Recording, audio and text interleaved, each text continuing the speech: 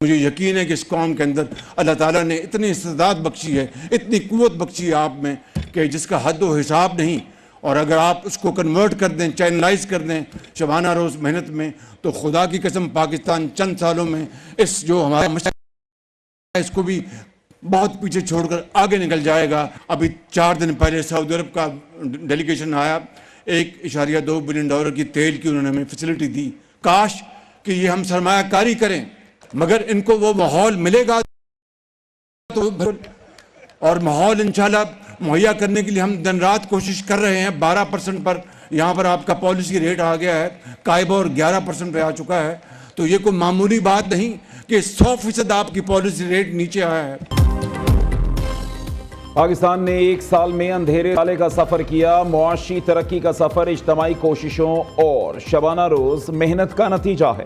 اللہ تعالیٰ کے فضل سے پاکستان ڈیفالٹ سے نکل آیا، ہم نے مشکل فیصلے کر لیے، اپنے پاؤں پر کھڑے ہو چکے، اب دوبارہ اڑان بھریں گے۔ آگے کا سفر بھی آسان نہیں ہے، بڑے پیمانے پر نجکاری کی جانب بڑھ رہے ہیں، کاروباری طبقے کی مشاورت سے پالیسیاں طے کریں گے۔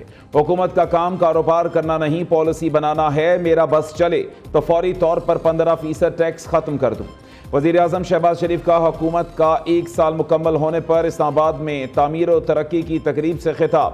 کہتے ہیں IMF معاہدے کے بعد تنخواہ دار طبقے کو اضافی ٹیکس برداشت کرنا پڑا، مہنگائی کی وجہ سے عام آدمی کو مشکلات کا سامنا کرنا پڑا۔ جنوری میں مہنگائی کی شرح 2.4% کی سطح پر آ چکی ہے۔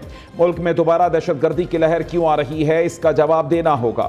دہشت گردی کا خاتمہ نہ ہوا تو ترقی نہیں آ سکتی۔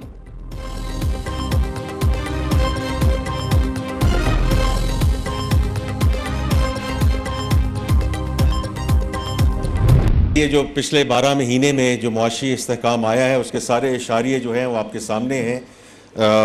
The currency stability, the foreign exchange reserve, جو انفلیشن کی ابھی انہوں نے بات کی ہے، اس کا ایک ڈیٹا پوائنٹ کے 2.4% پہ 9 سال کی کم ترین جگہ پہ پہنچ گیا۔ اس کے بیسس پہ جو پالیسی ریٹ نیچے آیا، جو اس کے بیسس پہ جو کائبور ہے، اور کائبور جو ہے 23% پہ تھا، اب 11% کے قریب ہے۔ سو ہاف جو ڈیٹ سروسنگ ہے، اسپیشلی جو انڈسٹری میں اس وقت انوالوڈ ہیں، they can appreciate how their debt servicing cost has gone down۔ حکومتی پالیسیوں سے مہنگائی کی شرح 9 سال کی کم ترین سطح پر آ گئی، پالیسی ریٹ میں نمایاں کمی زر مبادلہ ذخائر میں کارکردگی کا منہ بولتا ثبوت ہے۔ ٹیکس اصلاحات کے لیے FBR میں ٹیکنالوجی متعارف کرائی ہے۔ وفاقی وزیر خزانہ محمد اورنگزیب کا تقریب سے خطاب۔ وزیر اطلاعات عطا تارڑ کہتے ہیں موجودہ حکومت عوام سے کیے وعدے پورے کر رہی ہے۔ تحریک انتشار والے ملک کے دشمن ہیں، 9 مئی کے مکروہ چہرے قوم دیکھ چکی، عوام نے PTI کی احتجاج کی کال مسترد کر دی۔ وفاقی وزیر احسن اقبال نے کہا کہ ملک میں ایسا کوئی منصوبہ نہیں جس پر بانی PTI کا نام ہو۔ ملک کے ہر بڑے منصوبے پر نواز شریف کی تختی لگی ہوئی ہے۔ عوام جھوٹے پروپیگنڈے پر نہیں، کارکردگی کی بنیاد پر ووٹ دیتے ہیں۔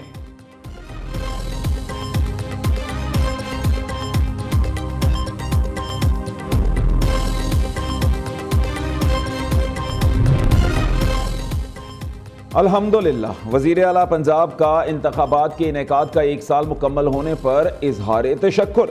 مریم نواز کا مسلم لیگ نون کے صدر نواز شریف اور وزیر اعظم شہباز شریف کو خراج تحسین۔ مریم نواز نے کہا ناممکن کو ممکن بنانے پر وزیر اعظم شہباز شریف مبارکباد کے مستحق ہیں۔ اسٹاک ایکسچینج کا تیزی سے بڑھنے والی مارکیٹ بننا تاریخی امر ہے۔ نون لیگ کے دور میں معاشی ترقی سے عوام خوشحال ہوتی ہے۔ عوام میں یہ شعور بیدار کرنا ہوگا اور قطعی طور پر یہ بات طے کرنا ہوگا کہ اب مزید یہ سلسلہ نہیں چلے گا۔ ہمارے کوئی اسٹیبلشمنٹ کے ساتھ ٹکراؤ تصادم نہیں ہے، لیکن میرے حق میں تو قبضہ نہ کرے، غریب آدمی کے حق میں تو قبضہ نہ کرے۔ جو اس کا کام ہے وہ کرے، جو میرا کام ہے وہ میں کروں، جو عوام کا کام ہے وہ کرے، جو سیاسی پارٹیوں کا کام ہے وہ ہم کریں، اور ہر ایک اپنے آئینی دائرہ کار کے اندر رہتے ہوئے کام کرے، تو کوئی جھگڑا نہیں۔ مولانا آن فائر، معاشی استحکام کے دعوے بے بنیاد، 8 فروری ملکی تاریخ کا سیاہ ترین دن قرار۔ الیکشن میں چاروں صوبوں میں بدترین دھاندلی ہوئی. خیبر پختونخوا میں بھی دھاندلی کے ذریعے اکثریت بنائی گئی. عوامی مینڈیٹ پر کسی کو شب خون مارنے کا حق نہیں. مولانا فضل الرحمان کی مردان میں میڈیا سے گفتگو. کہا سیاست میں شدت پسندی نہیں ہونی چاہیے. مخالفین کو طاقت کے ذریعے سیاست کے میدان سے باہر کرنے کا حامی نہیں. بانی پی ٹی آئی سمیت کسی بھی سیاستدان کی قید کے خلاف ہوں. ہر ایک کو آئینی دائرہ کار کے اندر رہ کر کام کرنا ہوگا.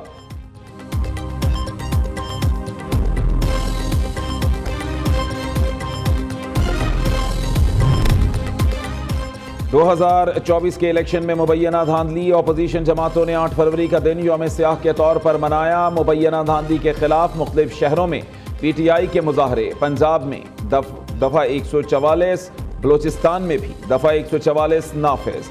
دھرنے، جلسے اور جلوسوں پر پابندی عائد. ملتان میں پولیس کا crackdown. P T I رہنما مہر بانو قریشی سمیت 10 سے زائد کارکن گرفتار. مقدمہ درج. پی ٹی آئی مرکزی رہنما حماد اظہر روپوشی سے باہر نکل آئے. صدر پی ٹی آئی پنجاب حماد اظہر کی قیادت میں لاہور میں احتجاجی ریلی گئی.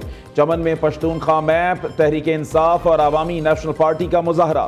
کوئٹہ میں تحریک تحفظ آئین پاکستان کا باچا خان چوک پر جلسہ. دفعہ 144 کی خلاف ورزی پر پولیس کا ایکشن. پی ٹی آئی رہنما جلسہ چھوڑ کر بھاگ کھڑے ہوئے. ادھر پی ٹی آئی صدر آزاد کشمیر سردار عبدالقیوم نیازی کو نظر بند کر دیا گیا.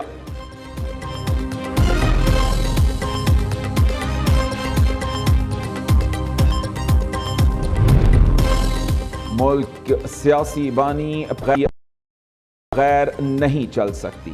بانی پی ٹی آئی جلد عوام کے درمیان ہوں گے. بیرسٹر گوہر کا دعویٰ. کیسز بنانے والوں نے ہر حربہ استعمال کر کے دیکھ لیا. عوام کے دلوں سے بانی پی ٹی آئی کی محبت نکل سکی.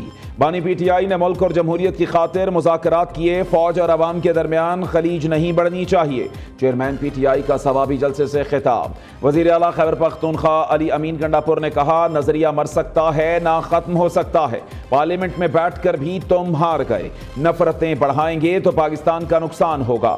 ملک میں قانون اور آئین کی بالادستی چاہتے ہیں. جنید اکبر کا کہنا ہے کہ اس حکومت کا دلوں پر راج نہیں ہے.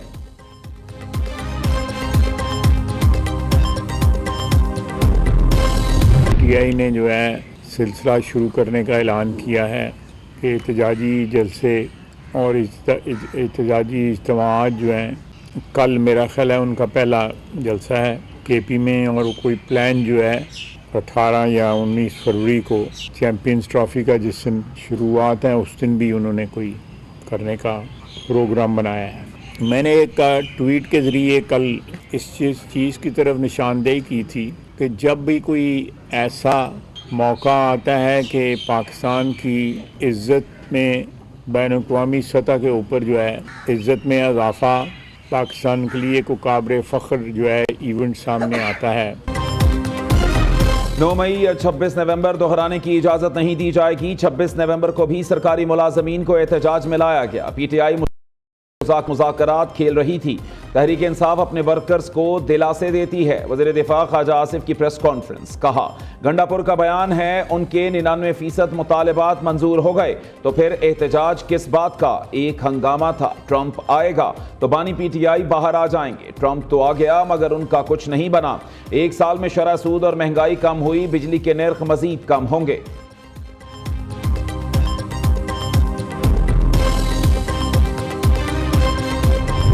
چیمپئنز ٹرافی کی فول پروف سیکیورٹی. وفاقی کابینہ نے فوج تعینات کرنے کی منظوری دے دی. پاک فوج، سول آرمڈ فورسز، پولیس اور قانون نافذ کرنے والے ادارے مشترکہ فرائض سر انجام دیں گے.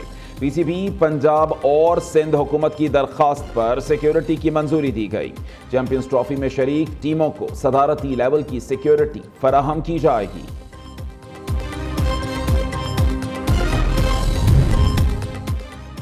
ملک و قوم کی بہتری کی خاطر army chief general Asim Munir کو خط لکھا. نیک نیتی سے لکھے خط کا غیر ذمہ داری اور غیر سنجیدگی سے جواب دیا گیا. 6 نکات کی نشاندہی کی. 90% عوامی حمایت حاصل ہے. بانی پی ٹی آئی نے آرمی چیف کو دوسرا خط لکھ دیا. کہا گزشتہ 6 ماہ میں گنتی کے چند افراد کو ہی ملوایا گیا. اسلام آباد ہائی کورٹ کے احکامات کے باوجود اہلیہ سے ملاقات نہیں کرائی جاتی. پی ٹی آئی رہنما عمر ایوب نے حکومت کی مذاکرات کی دعوت مسترد کر دی. اسپیکر قومی اسمبلی کا رد عمل بھی سامنے آ گیا. ترجمان کے مطابق سردار ایاز صادق نے تحریک انصاف کو مذاکرات کی کوئی دعوت نہیں دی. اسپیکر نے صرف یہ کہا تھا کہ ان کے دروازے ہر کسی کے لیے کھلے ہیں.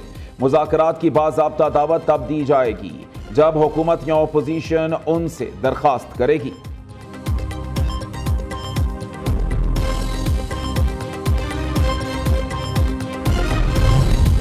پی ٹی آئی یک طرفہ طور پر مذاکراتی عمل سے نکلی. رسمی طور پر تحلیل ہو نہ ہو حکومتی مذاکراتی کمیٹی غیر مؤثر ہو چکی. سینیٹر عرفان صدیقی کہتے ہیں پی ٹی آئی مذاکرات کے حوالے سے وزیر اعظم کی پیشکش ٹھکرا چکی. اب پرتشدد احتجاج کی ہوم گراؤنڈ پر جانا چاہتی ہے. انہیں جب کبھی مذاکرات کی ضرورت محسوس ہوئی تو دیکھیں گے.